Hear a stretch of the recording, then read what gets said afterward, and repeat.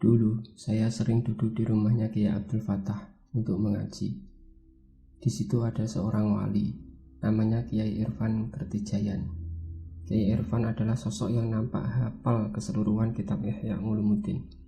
Karena kecintaannya yang mendalam pada kitab tersebut, setiap kali ketemu saya, beliau pasti memandangi dan lalu menangis. Di situ ada Kiai Abdul Fattah dan Kiai Abdul Azim. Lama-kelamaan akhirnya beliau bertanya, "Bib, saya mau bertanya, cara dan gaya berpakaian Anda kok sukanya sarung putih, baju dan kopiah putih, persis guru saya." "Siapa Kiai?" jawabku. "Habib Hasyim bin Umar," jawab Kiai Irfan. Saya mau ngaku cucunya tapi kok masih seperti ini. Belum menjadi orang yang baik, batinku dalam hati. Mau mengingkari, berbohong, tapi kenyataannya memang benar saya adalah cucunya Habib Hasyim. Akhirnya Kiai Abdul Azim dan Kiai Abdul Fattah yang menjawab, "Nah, beliau itu cucunya."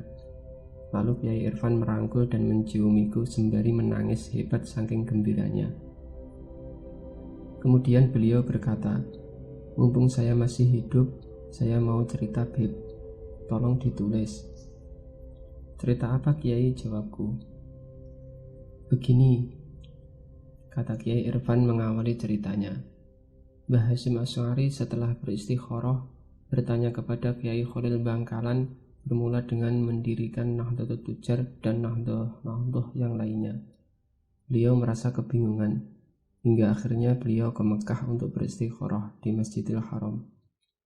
Di sana kemudian beliau mendapat penjelasan dari Kiai Mahfud At-Turmusi dan Kiai Ahmad Nahrawi, ulama Jawa yang sangat alim. Kitab-kitab di Mekah kalau belum ditahqiq atau ditandatangani oleh Kiai Ahmad Nahrawi, maka kitab tersebut tidak akan berani dicetak. Itu pada masa Sayyid Ahmad Zaini Dahlan, mufti Mekah pada waktu itu. Syekh Mahfud At-Turmusi dan Syekh Ahmad Nahrawi dawuh kepada Kiai Hasyim Asy'ari, "Kamu pulang saja. Ini alamat atau pertanda NU bisa berdiri hanya dengan dua orang. Pertama Habib Hasyim bin Umar bin Yahya Pekalongan, dan kedua Kiai Ahmad Khalil Bangkalan Madura."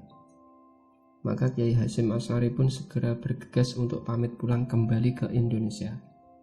Beliau bersama Kiai Asnawi Kudus, Kiai Yasin, dan kiai-kiai lainnya langsung menuju ke Simbang Pekalongan untuk bertemu Kiai Muhammad Amir dengan diantar oleh Kiai Irfan dan kemudian langsung diajak bersama menuju kediaman Habib Hasyim bin Umar.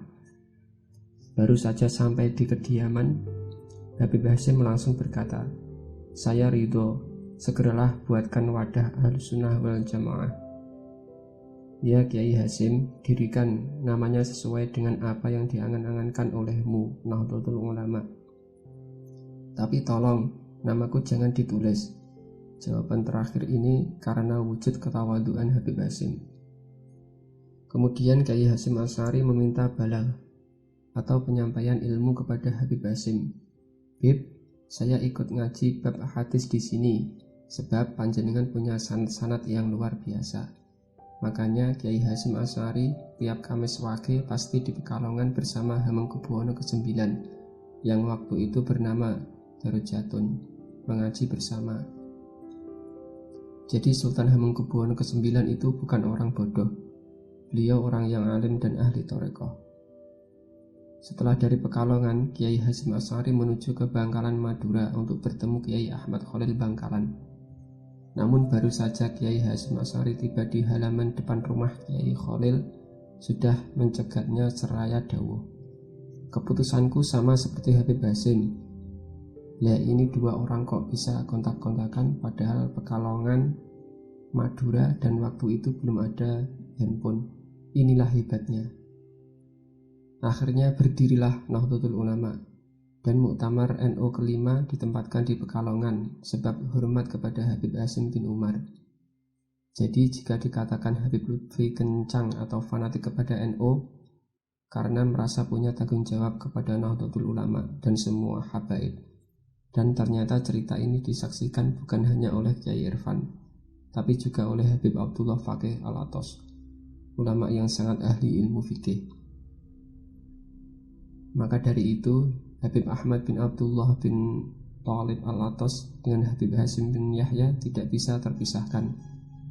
Kalau ada tamu ke Habib Hasyim, pasti disuruh sowan menghadap dulu kepada yang lebih sepuh, yakni Habib Ahmad bin Abdullah bin Thalib Al-Atas. Dan jika tamu tersebut sampai ke Habib Ahmad bin Abdullah bin Thalib, maka akan ditanya, "Kamu suka atau tidak kepada adikku Habib Hasyim bin Umar?" Dengan maksud agar sowannya ke Habib Hasyim saja. Itulah ulama memberikan contoh kepada kita, tidak perlunya saling berebut dan sikut, tapi selalu kompak dan rukun. Habib Ahmad bin Abdullah bin Thalib Al-Atas wafat tahun 1347 Hijriah, bulan Rajab, tanggal 14, dan haulnya dilaksanakan tanggal 14 Sa'ban. 3 tahun setelahnya, tahun 1350 Hijriah, Habib Hasyim bin Umar bin Yahya wafat. Setahun kemudian 1351 Hijriah adalah wafatnya Habib Abdullah bin Muhsin Al-Atas Bogor. Waktu itu banyak para ulama besar seperti Mbah Kiai Adam Kerapyak dan Kiai Ubaidah merupakan para wali Allah dan samudra keilmuan. Dokumentasi ceramah Habib Lutfi bin Yahya pada Haul Pakis Putih, Kedung Muni, Pekalongan.